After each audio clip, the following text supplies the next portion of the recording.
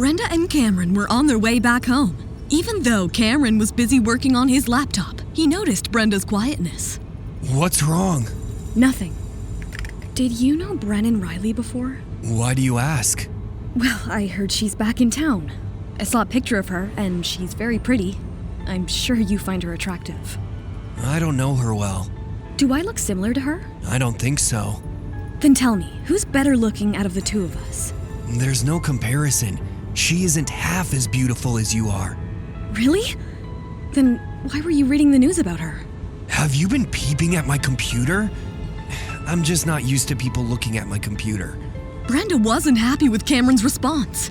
Upon arriving home, Brenda swung open the car door, stormed out, and stomped towards the house. Upon entering the kitchen at home, Brenda noticed Cameron had come inside and was changing his shoes at the entrance. She picked up Silas and started eating. Ma'am, would you like me to get Mr. Kent? That won't be necessary, Albert. It's not like he's a child. He knows dinner's ready, so he can come by himself. Albert could feel the tension in the air. Cameron finally came, having changed into his casual clothes.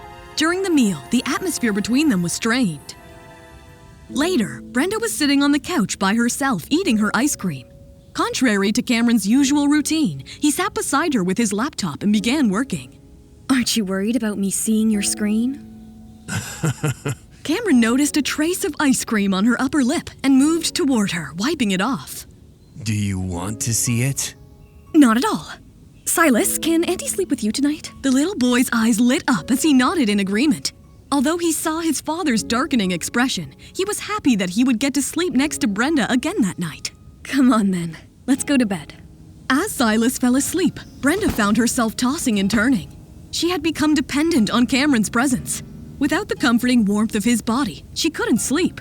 She decided to get some water from the kitchen. Cameron, why are you wandering around in the middle of the night? I can't sleep. Well, you can stay here by yourself. I'm going back to bed. Before Brenda could reach the door, he unexpectedly stopped her. In a split second, he pinned her against the wall. Brenda looked up at Cameron, who was now looming over her. Are you trying to... Before she could finish her sentence, he silenced her with a passionate kiss. Feeling the intensity of the kiss, Brenda placed her hands on his shoulder for support. I've wanted to do this since I saw you eating that ice cream. You cheeky thing. Cameron kissed her again, more passionately this time. Brenda felt a sudden chill and snapped out of her trance. Not here. What if someone walks in on us? Then let's go back to our room. I don't like sleeping alone. Later in Cameron's room, the passionate encounter had left the couple drenched in sweat. She lay her head on his hard, broad chest and felt his heart pound against her. Are you still angry? I won't be angry anymore. In that case, you can freely use my laptop in the future. It's a bit late to say that now. I'm sorry. I'm used to being alone. From now on, my belongings are yours, and you can do whatever you want with them. Really? I must be the first person to hear you apologize. I want to redecorate this room. The drapes should be changed to pink and the bed covers should be brighter. Also, the furniture is too plain and needs to be replaced. Cameron stared at her, taken aback by the number of changes she wanted to make. What's the matter? Didn't someone say all their stuff was mine, or was I only imagining it? Before Brenda could finish, Cameron silenced her with a passionate kiss. I'll listen to you. The following day, still groggy, Brenda found Silas waiting in the doorway. His face was red with anger, and he stared at Brenda. I'm sorry, Silas. Why apologize? She's my wife, so it's normal for her to sleep with me.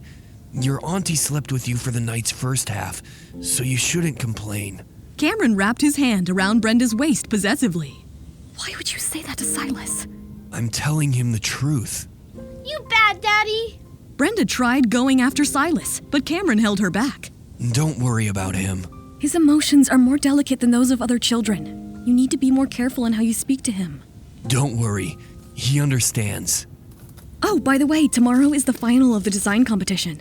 Do you think I can make it to the top 3? Don't worry too much about it. I'm sure you'll do great. Cameron thought it was easy for him to secure a place in the top 3 for her. But he kept this thought to himself, wisely choosing not to disclose it to Brenda. Regardless of the outcome, as long as I give it my best, that should be enough. Absolutely. By the way, will you be attending tomorrow? You've been there for the previous 2 rounds, and this one will be the most crucial. Unfortunately, I have an important work engagement tomorrow. All right. Even though Brenda appeared to be upset, she was not all that disappointed. She could empathize with the demands of his busy work schedule. Upon arriving at work the next day, Brenda saw Ashley already there, pacing back and forth near her workstation with a worried expression. Bree, you made it! I made it, but by the looks of it, you look pretty nervous. That's true. I've never felt this anxious before. This competition is so important to me, Bree. Initially, I thought I'd be content just making it to the finals, but now I have to reach the top 3.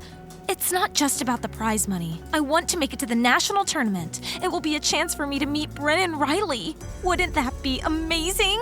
Her friend's fascination with the woman her husband may have dated annoyed Brenda.